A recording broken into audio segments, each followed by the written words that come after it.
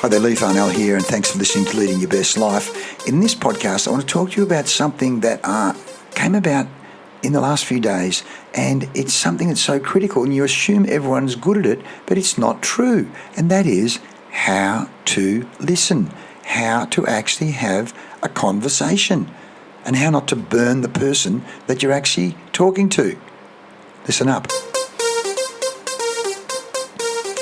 Well, this is crazy, isn't it, that we should even be talking about this? But over the last few days, this talk about taps on the shoulder and feedback. One of my director mates said, we're in a meeting with a guy, and the guy just wouldn't shut up. Now, the same guy that wouldn't shut up is the guy that didn't get the sale. Interestingly enough, there's research to show this, that high-performing business generators are very good at asking questions and then shutting up.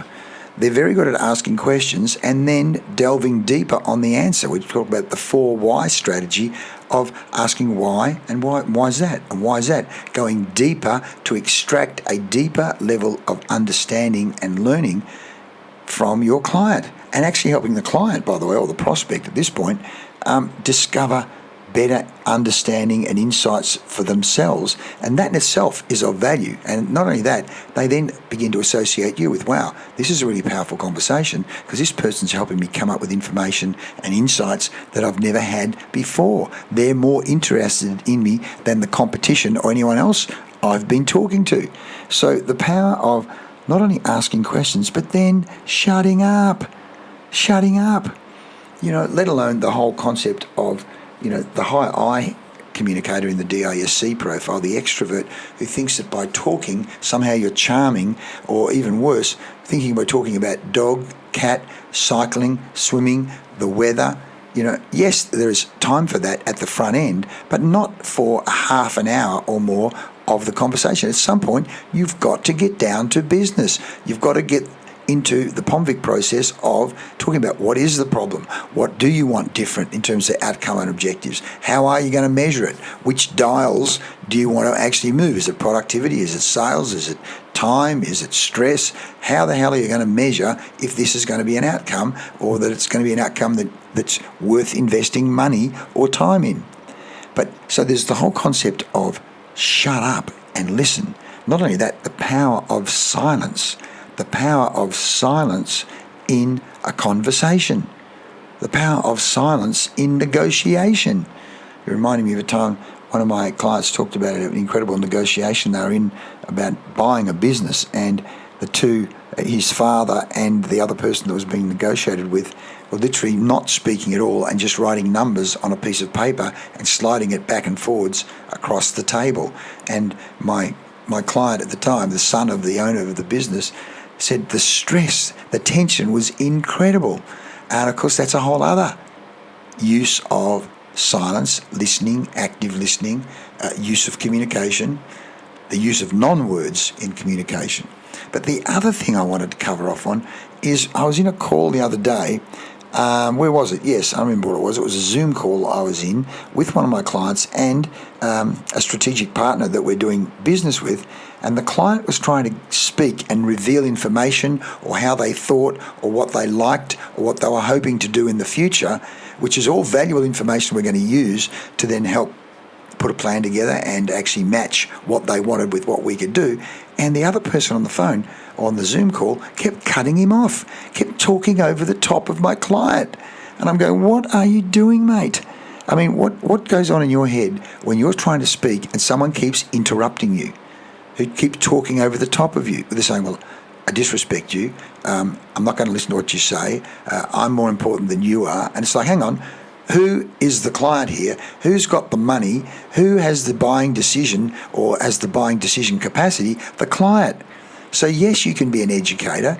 Yes, but it's all about the pace of the conversation and shutting up and listening and giving the client and the prospect an opportunity to reveal information and share.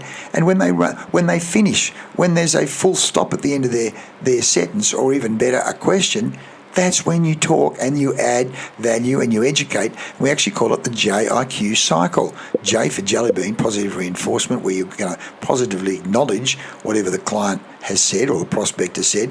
Then you reveal some information, and then you finish off with a question, a check question. How does that sound to you? Would that work for you? Could you see yourself doing that?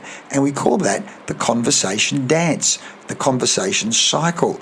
You're getting into a rhythm where you're going to reward them for whatever they say. You're going to give information that's of value, insight, data, ideas, strategies, and then you're going to finish off with a check question, because the check question helps facilitate them to digest the information you've just said, to interpret it and own it and question, does that make sense? Would we use it or not? So you're calibrating with every chunk of information you give. But my strategic partner, I'm going to have to give him some feedback on this at some point. Question is he coachable? What's the use of coaching someone who's not coachable? But if he wants to do business with me further down the track, we're going to have a talk about how we have conversations with clients. Now you go, wouldn't that be obvious? Clearly, it's not obvious, which again is why we need to work with teams of people. When you do team selling, when there's 2 or 3 or more of you going into a meeting, you better all understand how we're going to combine here and what's the common user experience, the common customer experience we want to give the prospect. Because if one person is creating space for the prospect to speak and another person keeps talking over the top, straight away it's like, hang on, it's good cop, bad cop. And sometimes, of course, you may want to play that game. I wouldn't recommend it to be playing it too often. And if you're going to do it, you better be super good at it, or at least you better know you're playing good cop, bad cop, versus completely unconscious and just wondering what just went wrong in that conversation. Why didn't we get the sale? We've just annoyed and insulted the client and didn't even know it, which again NLP calls sensory acuity.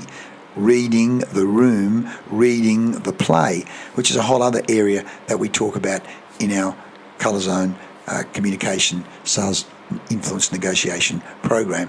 Look, you want to find out more about this, touch base with us. I'm in the business of helping you put wings on your business, put wings on the quality of the conversations you have with prospects and clients, and of course your own team members. Listening, speaking, communication 101, but not everyone does it. Let's all get on the same page when it comes to communication, because if you're going to lead your best life, you need to be a good communicator, which, coming back, Warren Buffett did the Dale Carnegie course way back, said it's the one thing that made all the difference to him being such a successful business person and, an incredible billionaire. Funny about that. Want to find out more? Do touch base. I'm Lee Farnell. This is Leading Your Best Life. Hey, share this with friends, will you? If you think it's valuable, I want to help you be the very best you can be. I'll see you next time.